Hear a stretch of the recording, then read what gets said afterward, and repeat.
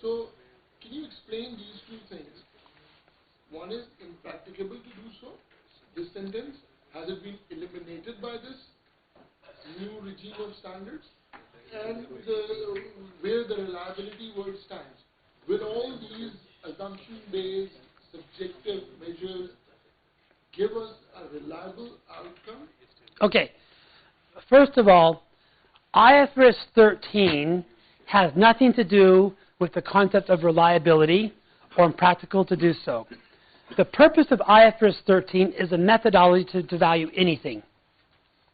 Now, the question about impracticality or reliability, so forth, is covered in other standards. So when you go to IS 40, it says you cannot use the fair value method if fair value is not reliable. So the context of reliability is covered with the specific standards. The conceptual framework talks about the concept of being reliable. When you look at IFRS 3 business combinations, you have to get a value to get goodwill. So there isn't an exemption in IFRS 3 to skip it. You have to get a value on some basis. In IFRS 9, they've taken out the impracticality part. They're saying you must get your best estimate, no matter how bad that is. And that must be put in the financial statements if it's an equity instrument. So I can understand a lot of the older people or conservative people would say, why are we valuing something when the value is so hypothetical? That's what a lot of your, especially if you get the really old people on the course, the 60-year-olds and 70-year-olds, they think this stuff is all nonsense. I think we're going through this phase now, but the perception is the best guess of fair value is better than nothing at all. So I still think when it's level 3 in the note disclosure, you're going to disclose cost and fair value. It's in the disclosure, I believe. No, but mere disclosure, will it relieve us from doing the right thing? Yeah, because it actually challenges the basic concepts of It is. the framework. Let me put my question again. It is. Let me put my question again. We are neglecting The word conservatism, yeah? impracticability or practicability, reliability, and in the framework it's also written IFRS don't apply to immaterial items. Yeah. Right? So we exclude all that. But the concepts which form the framework of these all IFRS can never be ignored. This is what we learned from our teachers. Correct. Right? So anything whichever is coming out of these evaluations has to be reliable. Right? And just how, you said IFRS 13 is The how-to standard. how, but that how has to be practical. Because what happens when we work in the practical scenario, yeah, It's a nightmare. this whole training is not academic. Correct. So academically or for exam setting, yes, we can do. No, let's be practical, yes. Yeah. Convincing, and you in the earlier, yesterday you said that it has to make a common sense and the business sense as well. Because, for example, the concept of best use market, Highest and best use. highest and best use, it gets very difficult to bring it on paper in a very practical scenario. For example, Habib Bank is located in Habib Bank Plaza. The location of that particular building is iconic. It used to be a symbol for Karachi. Right? Okay, I didn't know that, okay. Overwhelming the city. No building is like that. So, how you can apply all these concepts in a practical scenario? It's difficult. It's very difficult. We are justified making money, the consultants. So that's what we did in this example. We are using the fair value. I can happily So write we my went own to points. the replacement cost method. Was this from an acquisition? Not from the acquisition in the IS 16 part. But in IS 16, you can only revalue if it's reliable. See, the constraint about reliability or the practicality constraint is in the standards. So if there's a practicality issue or reliability issue, that's explicit in 16, in 40. I believe you said it's in 8. But it's explicit in IFRS 9. You must get management's best estimate, period. So there's a lot of complaints with moving to IFRS 9 because in the U.S. GAAP, you can only value an equity instrument if it's traded at fair value. I think that's a regulatory measure more. No, but U.S. GAAP. Control the market. No, I don't think it's that. I disagree. I think the U.S. in some ways, U.S. is more practical because the Americans are saying, we don't want you to value privately held shares with arbitrary models. So the American standard in U.S. GAAP says you must value equity shares that are traded at the fair value. And if they're not traded, you can't value them. Because the Americans' view is if they're not traded, the value is arbitrary. That's the Americans' view. The ISB's perception is a best estimate is better than nothing. So we're at this road here where the Americans took a more pragmatic view, I think. The ISB took a more philosophical view. And what's going to happen as the years go by, we've got to find a way to get a happy medium. I think they both are saying the same thing. I think they both are saying the same thing, in my view, my humble view. And they are not deviating from the philosophy, which used to be in 2 sentences, that you have to justify an inward or outward flow of economic benefits. And the second thing was, this flow needs to be measured reliably. So wherever you apply this yardstick, and if you pass this test, only then you can apply various methods, judgments, guesstimates, and everything. Before you record it in your books, you need to justify this basic criteria, which is usually in the start of all the IS those were written. It is the IFRS regime which is not explicitly saying these in these words, but actually if they are, IFRS are under the framework, and the framework still says an asset is a resource which ensures inflow of economic benefits, and those benefits are measured reliably. So you cannot record any asset whatsoever is the number of that IFRS. Right? You cannot record any asset until and unless it has got these 2 characteristics. Is that true? Well, hold on. If we look at financial instruments, there's 2 definitions of assets in IFRS, right? There's the risk and reward model which we're referring to, and there's a contractual model. In IFRS 9, assets are contractual rights and liabilities are contractual obligations. So, and the conceptual framework is reworking, it has reworked those definitions. So it's not true. There's 2 definitions of assets and liabilities. There's the risk and rewards approach, and there's the contractual approach. I think the contractual approach is also justifying these things. Yeah, but it's not risk and rewards, though. It's based on the contract, where the risk and rewards approach is not based on the contract. It justifies those risk and rewards. It's documenting them. Yeah, but the contractual approach...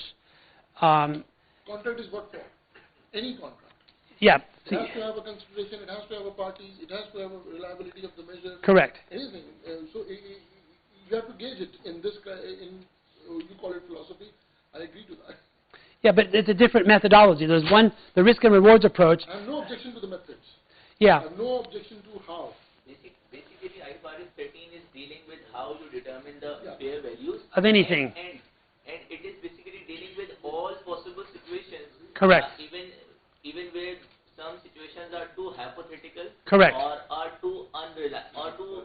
Or unreliable. Uncomfortable. Basically, it's upon the management to decide that when the method is too unreliable, they should not opt for the fair value model. Well, hold on. If you look at unquoted equity instruments, I put forward a few slides here since we're on this topic. In IS 39, which you no longer can use, it used to say if there's no quoted price in an active market and whose fair value cannot be reliably measured and derivatives that are linked to it and must be settled by delivery are measured at cost. It was explicit. IFRS 9 has removed that, and it says under IFRS 9 all equity investments must be valued at fair value. And then where people get a little bit confused and they read it wrong, it says in limited circumstances, cost may approximate fair value. What they mean by that is if you just bought something 3 months ago, that might be your best reference point to fair value. But if you bought something 10 years ago, you cannot use a number from 10 years ago. So IFRS 9 is compelling you to get a fair value even if it's not reliable. And US GAAP is prohibiting you from getting a fair value if it's not reliable. So we have a different view here. So what is happening is clients that have a lot of private equity investments, unlisted investments, are using companies like Moody's, or I'm not sure what you use here, to come up with all these valuation models to make magical numbers.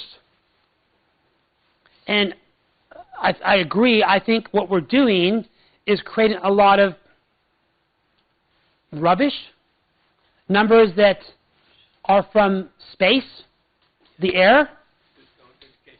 No, basically arbitrary. They're arbitrary. Basically, if we purchased those equity at Years ago, basically if you purchase those equity shares at a value which was generated through those models, then those must be reliable. but the reality is they're not. There's a lot of private placement investments that you hold for years. There are no, especially in markets, your market in Pakistan can be challenging, right? It can go up and down. So you have some shares in a private company, it's not quoted, you've gone through some turbulence. How do you get a value of it? It's arbitrary. We have only breakup value the way we use it over here. Basically, the standard is saying that the method you used at the time of purchase should effectively be used at the time of But there isn't usually a method at time of purchase. You bought it. It's a cash. When we were buying an investment, we of course made a value of that. We should buy it at 1 million or 2 million. That should have been worked out by the management. So the standard is focusing on that thing. If you made a transaction and you used a valuation method at that time, that valuation method should again be used at the reporting date with the new variable with the new information. Yeah. Look, it Does not apply all the time. but it's very, I mean, practically you bought something 20 years ago before IFRS 13 even existed. And you've been at cost for the last 20 years. All of a sudden, the standard comes out, you got to get a value. The reality is it's arbitrary. No matter what you want to say, it's arbitrary. So IFRS is forcing an arbitrary value, period. That's what it's doing. There's a framework there in IFRS 13 how to get a value, but you have to get a value. There's a lot of people that are upset about this. The people that have been around for a long time don't like it because it is very, very, very subjective. So the concept of reliability is overruled in IFRS 9 basically. You have to get a value. And what the conclusion is, the less reliable, the consequence is the more disclosure. That's the consequence. The more reliable, the less disclosure. So level 1 has minimal disclosure. The levels 2 and 3 have a lot more disclosure. So what I have seen with clients that I've worked with is they're using firms like Moody Analytics that have these models that they sell for these stupid prices. They just say the model must be okay, and they basically pay and get it done that way. Is that good? I don't think so necessarily, because if there's no transactions, those models are probably arbitrary. IFRS 13, it applies on all the assets and liabilities. So if I say I have a cash in bank, where do I classify it? No, IFRS 13 only applies if the standard says get fair value.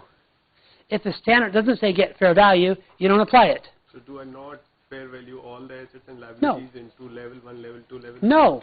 Level 1, level 2, level 3 is only required under IFRS 7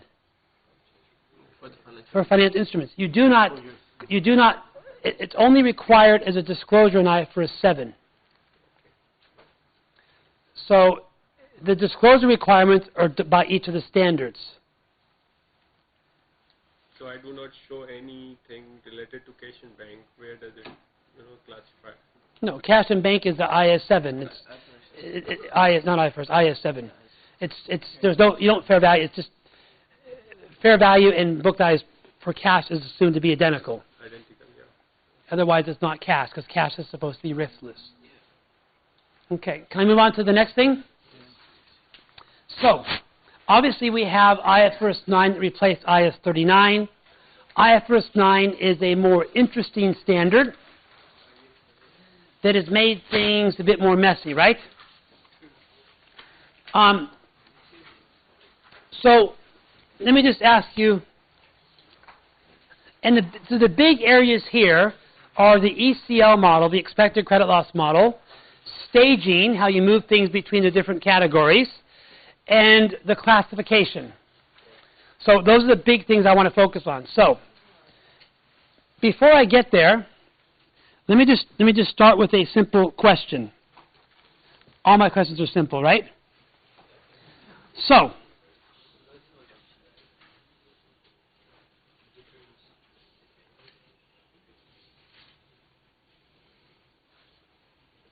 if you have interest income of 100 for 3 years, and in year 3 you have a bad debt of 90, this is the traditional model,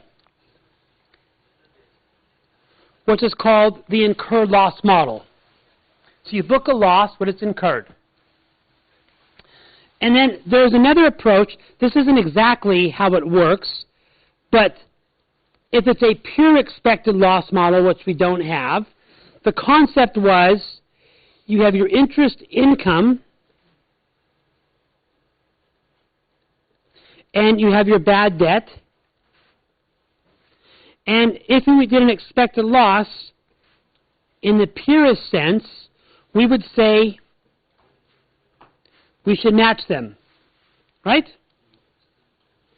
Okay, is that clear? So which one's better? Why? More consistent. Do you agree? What? To some extent. And what extent do you not agree? What is the basis of plotting 33? It's an expectation. It's an estimate. But that depends on what you said. Okay. That's judgmental. It could be 40. It could be by because we are standing here in the year 1 and we are expecting a loss that could happen on year 3. So what we are doing here, we are dividing it by 3 and then